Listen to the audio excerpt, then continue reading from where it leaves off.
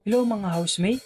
Nandito tayo ngayon sa Alora Heights na isa sa pinakabagong project ng Borland Development Corporation na located dito sa Barangay Balasing, Santa Maria, Bulacan.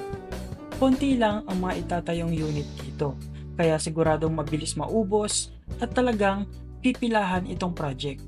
Dahil dito lamang itatayo ang isang maganda at sulit na property na swak sa iyong budget.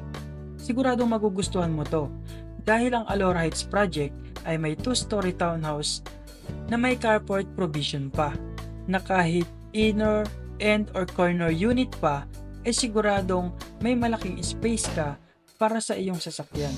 At hindi lang yan dahil up to 3 bedrooms pa ang pwede mong ilagay sa unit na ito. And you can start for only 7,500 pesos for reservation fee. At nasa 7,000 plus din ang iyong magiging monthly equity. At pagdating naman sa pag-ibig amortization ay nasa 8,000 plus lang ang iyong magiging monthly sa ganito kagandang property. Kaya sulit talaga kung isa ka sa makaka-avail ng property dito.